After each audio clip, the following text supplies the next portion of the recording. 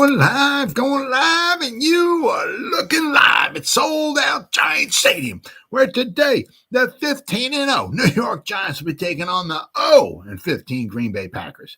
Why the Green Bay Packers 0-15? Because they suck.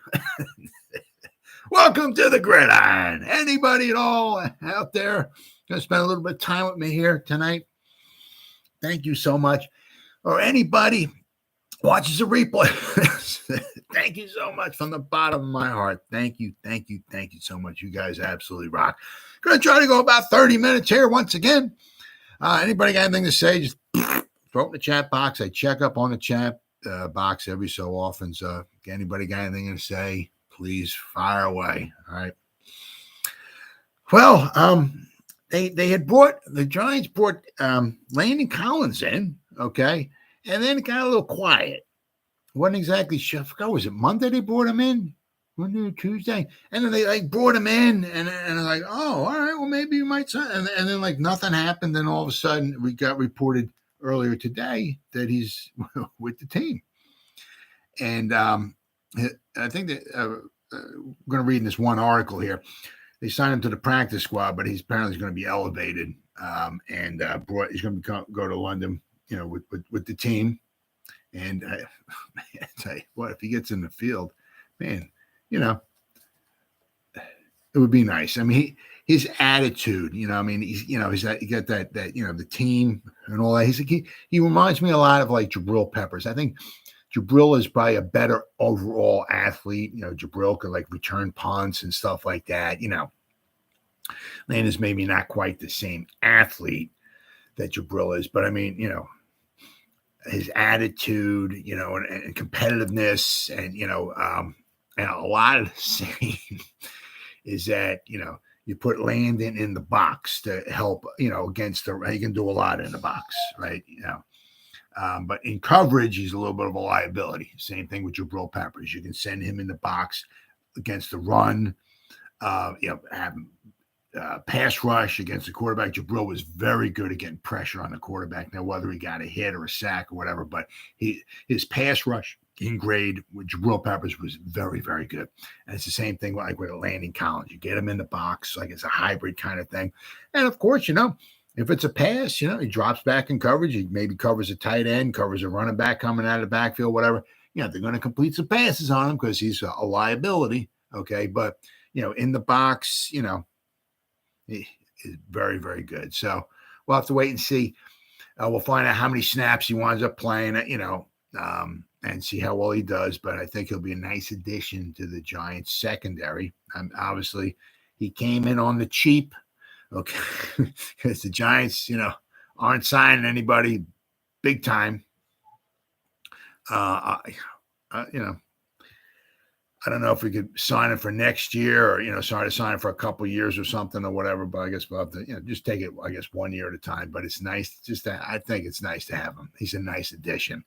Now, we got two really good safeties in the second round out of Alabama. Okay. And hopefully they'll be on the field at the same time. We can have, if we can get Love, I mean, he might be possibly hinting toward possibly playing, but he does have that concussion. So, right.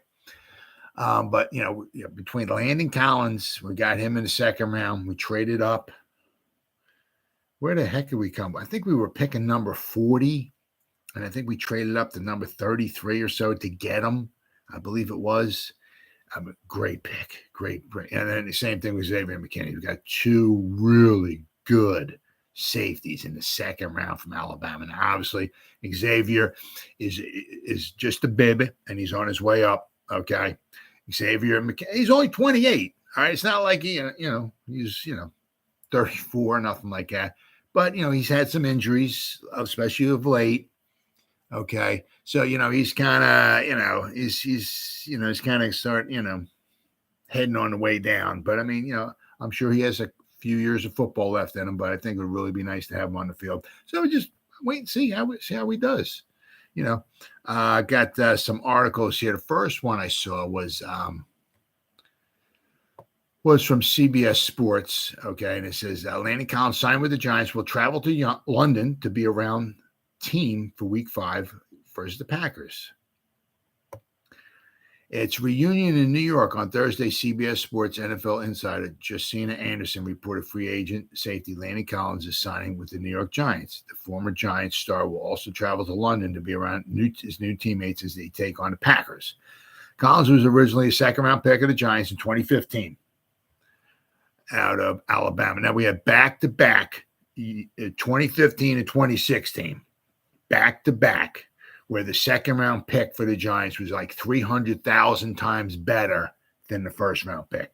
2015, right, we had Landon Collins, okay, and in 2016, that's when we got Shepard. 16, that's when we had 2016, we had Eli Apple in the first round, right? And we got Shepard in the second round. So, I mean, that was back-to-back years where the second-round pick wound up being so much more productive than the first-round picks. I mean, Jerry Reese did really well in the second round. I don't know what the heck he was thinking about in the first round. Horrible, horrible picks. Let's see here. A strong safety found pretty much immediate success at the next level and was named the first-team All-Pro in his second season in 2016. That's when we went to the Super Bowl. The playoffs. Last time we went to the playoffs, shall I say. All right. He had a phenomenal season that year. All right. He career high 125 combined tackles, 4 sacks, 5 interceptions, 13 passes defense, and 9 tackles for loss. He was named a Pro Bowler in the next 2 seasons as well. Then in 2019, Collins signed a 6-year, $84 million deal with the Redskins. All right. I believe they were the Redskins, 20, but hold on. 19. Yeah, I think they were the Redskins then. And then what? They were 2021, they were the Washington football team, and this year they're the Commanders. So I think we signed with the Washington Redskins, I believe, in 2019. Okay. But it says here, unfortunately for Collins, he didn't find the success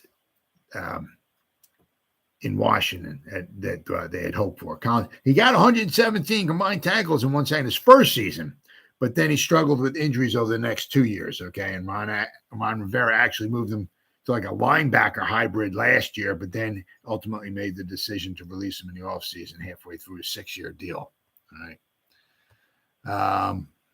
We got this one here from Giants Wire, okay? Giants held their weekly workouts on Monday. That's where he was in Monday. And then it got like a little quiet. I'm like, did they sign him? Or did they just nothing? I mean, I was kind of excited when I heard he came in. And that was also the same day, I think, Odell Beckham came in just to go around, I think, just to say hi to everybody or whatever. The team is signing free agent Landon Collins, whom they originally selected in the second round of the 2015 draft, to their practice squad. He will likely be activated for week 5, okay, especially with Julian Love. I mean, I'm going to go over the injuries that we got, the injury update. But we got so many guys that are kind of questionable and all of that. I mean, I think if he can play, I think it wouldn't be a bad idea to activate him and get him on the roster. Let's see. Collins spent 4 years with the Giants, earning 3 trips to the Pro Bowl and 1 All-Pro nod. Yeah, so his last 3 years with the Giants, right? He was a Pro Bowler 1 year and All-Pro 3 years, right? I'm sorry, Pro Bowler 3 years, All-Pro 1 year. And then after this 4 years, that the Gettleman didn't want to re-sign him, okay, and that kind of, I guess, ticked him off a little bit like that. And Collins had a little chip on his shoulder when it came time to playing against the Giants. But I mean, Washington signed him to a 6-year, I think it was like $84 million contract. I mean, it's just, the Giants just weren't able to afford that, so they had to let him go, unfortunately. Let's see. In 2020, Collins suffered a torn Achilles tendon, causing him to miss 9 games.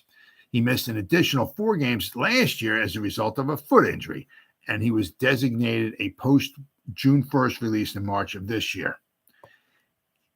In his NFL seasons, Collins appeared in 94 games, all starts, recording 676 tackles, 16 quarterback hits, 41 tackles for loss, 10 sacks, 7 forced fumbles, 39 pass defense, 11 interceptions, and 1 touchdown. Collins owns a 54.7 PFF grade. I'm going to go over that in just a second. Okay, 82.5, though, against the run. Very important. Okay, which I think is what Wink is going to obviously, use him for a lot. Okay. He earned a career best 82.4 overall grade in 2016 as a member of the Giants with the playoff team. Although he's had some issues in coverage, Collins has never been in the red as a run defender or pass rusher. So, I mean, he's always, he's like Jabrill Peppers. Get him in the box. Good against the run. Tough freaking dude. Good against and pass, getting some pressure on, okay? There's a little bit of liability in coverage, though. And then also, we have, but then they bring up here, okay, Xavier McKinney is excelling in coverage. Collins provides a solid option for Wink Martindale in terms of blitzing and run defense. So, and then we can get Julian Love on the field too, all right? And we can, and then you got Dane Belton, right? So we got 4 good safeties, okay? 2 for coverage, and maybe 1 in the box, and we'll see how many how he breaks the snaps up, right? Collins takes the place of linebacker A.J. Klein, okay, who's on the Giants practice squad, but the Ravens plucked him off the Giants practice squad. That's the thing with the practice squad. I mean, you got him and this, that, and the other thing, but another team just come and pluck him off, and that's what the Ravens did. Ravens have some injury issues of their own, so that's that was one of the reasons why they obviously they went and got him. Okay, now with Landon Collins, okay, I was kind of going over. Last year he graded out at 54.7. His run defense was an 82.5. His tackling was a 62.5. His pass rush 74. Okay, I'm going to go over another stat this previous year, but in coverage last year 38.8. Okay, so he's a lot. He's almost like, if you're looking at Landon Collins, you're almost looking at Jabrill Peppers, kind of tough. Good. He gets pressure on the quarterback when he's in the box. Good against the run. Liability and coverage. 2020, all right, he graded out at a 60 overall. Okay, his run defense was a 52.5. Okay, he had the injury. All right, but his pass rushing 94.1. Okay, just like a Jabrill Peppers. Jabrill Peppers is very, very good in the box when you send him on pressure. Okay, his coverage in 2020 was a 56.1. Okay, 2019, his first year with the Redskins, was 60.6 in coverage. His last year with the Giants, it was a 68.2. 2017 and 2016, he fared very well in coverage. Okay, but as time has gone on, ever since 2017, each year his grade, according to Pro Football Focus, in coverage has gone down. It went from an 81 to a 68 to a 60 to a 56, and last year was a 38. Okay, so, but I mean, on the cheap, veteran experience, okay, he's going to be loud, he's going to be vocal, he's going to be passionate, okay, about the defense, about wanting to win and all this stuff and everything, okay. Absolutely, bring him in. As I said, last year he graded out at 54. He had some really good years with the Giants. 2016 graded out at 81.7. The following year he graded out at 82.3, a phenomenal year. 2018, his last year with the Giants, graded out at 70.9. He was still very, very good. Good at run defense, good at even in coverage. Okay, and then when he went to the Redskins, he signed a huge contract. What was it, like $14 million a year? I mean, that was a bit much because at that time, the Giants were like had signed Odell Beckham Jr. I mean, you can only pay so many guys, right? And I don't know, exactly what was going through Gettleman's mind and all this stuff and everything, but he just didn't have, $80 or $90 million to sign him. So you can't, unfortunately, that's the one thing about it being a business. And that's the one of the things I don't like about the NFL is that, it's a business, it's a wonderful game and all this stuff and everything. I get that. It's just, you draft guys and, they want to get paid. I don't blame them. Absolutely. It's just that, unfortunately, you can't keep, all the guys. You got to let them go because you just can't afford them. I don't like that about the NFL at all. It's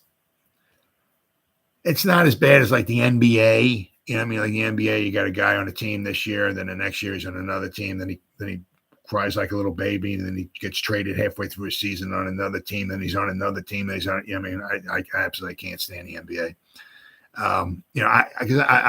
It's a team. I hate. With the way the sports is nowadays, it is what it is. It's revolving. I'm an old fart, as you can tell. I like team. I like, who's my team? Okay, these guys are on my team this year. Okay, hopefully most of those guys will be on my team next year, and then and we build in a team. We keep these guys, and we add one or two to them next year. Then the next year we add another one or two, and then we keep the team together. And we're building a team, and it's not that way. It's like you got 53 on the roster. Well, if you're lucky, 20 of them will be on the roster next year, and 33 will be gone someplace else. And then the next year, and those 20 that were there, that you only have 10 or 15 left. And after every like 4 or 5 years, the whole roster is like turned over. And that's one thing I don't like. It's the team. It's like who's on my team this year? We just lost out of the 53 guys. We just lost 38 of them. We got 15 guys. Who's on my team? But that's just the old fart in me. All right. But then we got the injury updates, okay? Kadarius Toney, hard to believe. He sits, right? He was limited participation Wednesday. Him and Wandale actually came out and participated a little bit. I'm like, oh, my God. Hey, Kadarius Toney. Oh, my God. Nope. Now he sits once again. Absolutely unbelievable. And Julian Love returns though, which could be actually both of them would be huge because we're short on receivers. So if we could get Kadarius Toney out there, that would be freaking huge. But we're also short. We got some injuries in the secondary. If we can get Julian Love, because we need going against Aaron Rodgers, okay? There's a new sheriff in town. It's Aaron Rodgers. All right, we're not going against Justin Fields, okay, or Baker Mayfield, Cooper Rush, right? Tannehill, right? We're going up against a quarterback that can just slice and frickin' dice you, okay? We're going up against possibly maybe the best one in the game right now as far as throwing on the run and all that stuff, right? Or however you want to put him in the top 2 or 3, whatever, but he's a Hall of Famer.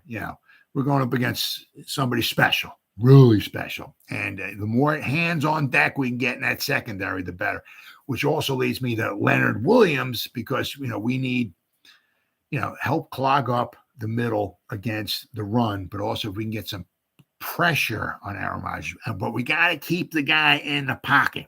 Can't let the dude get out wide, okay? Right, and chase him, as he's rolling out. We cannot. You got to keep the dude in the pocket. The New York Giants took the practice field in East Rutherford for the final time before jetting off to London on Thursday. And once again, quarterback Daniel Jones was participating and looked good to go against the Cowboys-Packers. Thank goodness. Tell you what, the bye week cannot come fast enough, but we got 4 games to go. So the same cannot be said for wide receiver Kadarius Toney, however. One day after returning to practice, the 2021 first-round pick was sidelined with an injury. He seems unlikely to play on Sunday. It's absolutely unbelievable. Absolutely unbelievable. I can't even talk about that. It's just unbelievable. Absolutely unbelievable. On the plus side, safety Julian Love and wide receiver Richie James Jr. returned to practice. Good. Giants Thursday injury report can be found below. All right, so guys who did not participate. Kenny Golladay, you can forget about him. All right, Tyrod Taylor, concussion. You could probably forget about him for Sunday. Cordell Flott with his calf. I think he's still in a walking boot. You can forget about him. Azeez Ojulari, the calf. It's going to be one of those things. I mean, it's going to be, you don't want to rush him back by no sense of imagination, because you don't want to take one step forward and then he really injures it and you take 3 steps back where he's got to miss 3 or 4 games. You know what I mean? So, defensive line, Henry Mondeau, his ankle, I don't think he'll be there. And Kadarius Toney with his hamstring. Limited in participation. Okay, Daniel Jones with his ankle. All right, Wan'Dale Robinson with his knee. He would be so, not that he's going to be a difference maker or something, but if we need wide receivers. I mean, Shepard's out. Galladay's not going to be playing, and you can probably forget about Kadarius Toney. So, I mean, we need wide receivers. So if we can get Wan'Dale Robinson on the field, that would be huge. All right. Leonard Williams with his knee. Give the dude a few more days off. Hopefully he heals up, and if he can be ready for Sunday, that would be huge. Evan Neal with his neck. Now, apparently, I don't know exactly what's wrong, but apparently he'll be good to go. Hopefully, well, what I'm hearing for Sunday, that would be huge. Defensive back Fabian Moreau with his foot. He was limited in participation. Defensive back Nick McLeod with his hamstring. Julian Love with a concussion. And Richie James had an ankle. Okay. But all those guys were limited, okay, in practice. All right. So, we need, anybody we can get, we can, but I mean, especially in the secondary, because you help covering those receivers. All right. And our wide receivers. I mean, you can try to run the ball and control the ball, running the ball, with Saquon, this, that, and the other thing, but you got to pass the ball. I mean, yeah, somewhere along the line, you got to pass. I think we had 3 completions to our wide receivers last week.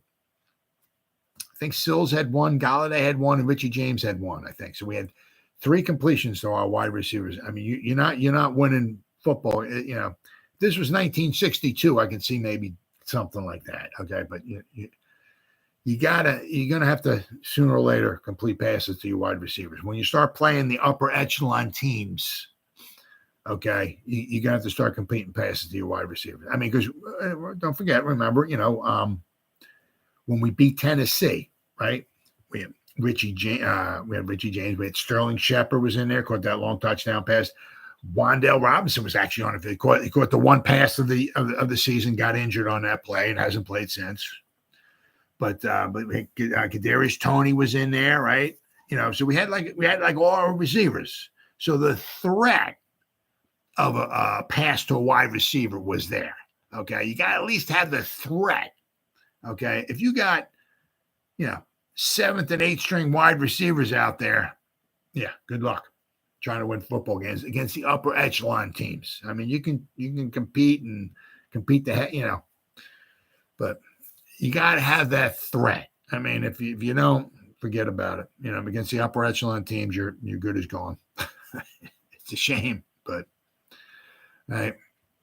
Then we got Sterling Shepard, my man. I mean, like I said, the guy can, play on my team anytime. As I said, he was the 20. We picked somehow we picked Eli Apple number 10 overall. Oh my God! And then obviously in the second round, 2016, we got Sterling Shepard, right? But Sterling Shepard doesn't fully understand how the ACL ended up torn against the Dallas Cowboys, but he refuses to let it get him down. Despite the injury, Shepard has remained a constant presence in and around the Giants. He was visibly elated when the team picked up their 3rd win of the season last week against the Bears. So it seems like, obviously, that's the freaking guy you want on your team. Absolutely. I'm sure Shane and Dable want the guy around. It's just that, he keeps coming off of injury after injury after injury. So I don't know what he's, if they try to sign him for next year, what they'll sign him for. Hopefully they try to bring him back. I mean, I would love that. It's just the guy just cannot stay healthy. Shep said, just because I'm down doesn't mean I need to have a cloud over my head and bring everybody else down, Shepard told reporters on Wednesday. I think it's big for me being one of the veteran guys in this locker room to help the guys in any way I can, whether that's helping them with route technique or just to hype them up. I like to be around the guys. Yeah, he's an absolute phenomenal teammate. Phenomenal. Shepard will remain around the team until he undergoes his ACL surgery, which should come at some point next week. Okay. In the meantime, he intends to travel with the Giants to London, where they'll take on the Green Bay Packers. What comes after that is anyone else's guess, but Shepard is certain about one thing: retirement is not an option. Instead, he's going to fight like he always does because he believes he got another return in him. Dang right, I'm a fighter, he said. So I want to go out on my own terms. I don't want something like this to make me go out. So I'm going to fight to get my body back to where I can perform and get this good. That may or may not come with the Giants. So we'll have to, that's one of those things we'll have to wait and see. I mean, I don't know how many times, he's a great teammate and this, all that. But I mean, it's like, it's a business, I mean, do you want Kadarius Toney around? The guy cannot play. He's injured after they comes back from the hamstring. There's death, there's taxes, and the third thing you can guarantee yourself on, there will be another injury on Kadarius Toney. And after he comes back from that, there's death, there's taxes, and then Kadarius Toney will have another injury. Guaranteed. Injured players get injured, and that's all he is, and that's all he's been doing. That's all he's going to continue to do. I don't know if they want that around. Kenny Golladay, bad contract. You don't want that. He's not part of their system and all of that. Their offense. You got to get rid of him. Sterling Shepard, great teammate. This, that, and the other thing, and but he can't stay healthy. Is that something you want on your team? Yeah. I mean, that's the part where it's the business, okay, side of it. Which kind of gets a little ugly and all that and everything. But it is what it is. But I mean, if we go, right, 2016, his rookie season, he played all 16 games. Okay. Then in 2017, he missed 5 games. Okay. But then in 2018, he played all 16 games. Okay. So his first 3 seasons, he only missed 5 games. All right. Ever since then, it's been downhill ever since then. 2019, he only played 10 games. So he missed 6. 2020 did okay. He played in 12 games. So he missed 4. So, but in those 2 seasons, he missed 10 games. He missed twice as many games as he did in the first 3 seasons. First 3, he missed 5. Next 2, he missed 10. Okay. Then it just gets even worse than that. All right. After, in 2021, he played in 7 games because he got injured late in the season, but he was also injured early on in the season as well, too. He only played in 7 games. So he missed 10 games last year. This year, he's going to miss 13 games. I'm sorry. 14 games. I'm going on a 16-game schedule. So last year he missed 10, 14. So he's going to miss 24 games in 2 seasons. Okay, 24. And then be 34 games he's going to miss, okay, in the last 4 seasons. So in the last 4 seasons, he's missed 2 complete seasons. He's missed 34 games, okay, and I'm going by the 17-game schedule, obviously, right? So in the pay, I mean, and you can almost bet, when he comes back next year, what's going to happen? He's going to get hurt. I mean, it's as I said, it's nice having somebody on a team like that and all and everything, but it's a business. I mean, is he perfect for the team and the offense and all that? Oh yeah. Is he perfect to be in the locker room, perfect teammate? Oh yeah. It just, have to wind up waiting and seeing what what Shane and Dable and all, what they figure out, what they want to do. Because they'll have some money next year.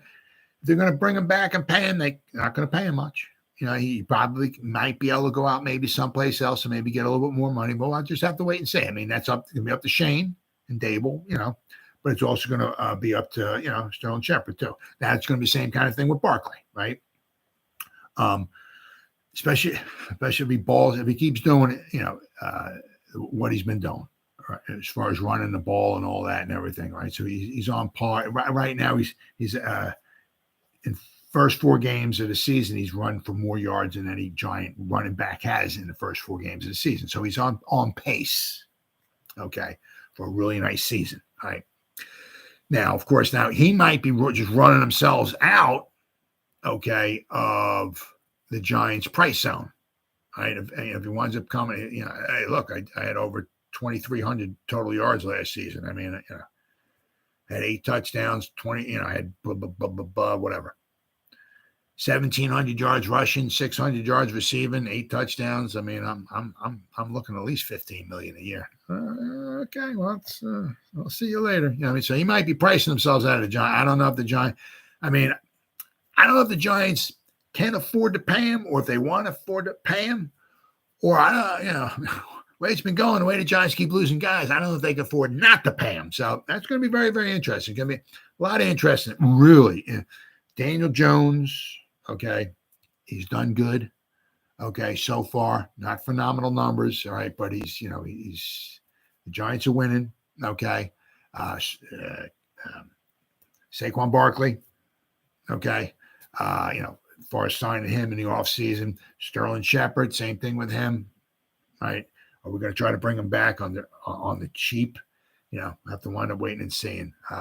So we got a lot of interesting things that happen in the offseason, and that's the offseason. That's way down the road. But got the Giants and the Packers coming up, and what I'm going to start doing, obviously the next couple of nights, going to start talking about some of the previews, some of the the ins and outs of the games and all that and everything. But the Giants got a little bit of good news on the injury front. Okay, heading into the game, Giants could use all the help they can possibly get. Not only that, but got Landon Collins back. So, I mean, will he be like a huge difference? No. But is he a good addition to the team? I think so. On the cheap? Oh, yeah. I definitely think so. I think Wink Martindale, as smart as he is, will find a way to get the best out of Landon Collins. And I think Landon Collins will be back and Landon will be fired up and wanting to do the best for the New York Giants. And I think it'll be a win-win for both teams. Well, guys, it's been 32 minutes, as always. Anybody at all spend any time, even a second, watching the video, thank you from the bottom of my heart. You guys absolutely rock. Or if anybody's going to spend any time at all watching the replay of this, thank you so much. I greatly appreciate it from the bottom of my heart. And as always, guys, you guys stay safe out there and go Giants. Woo! Oh, yeah.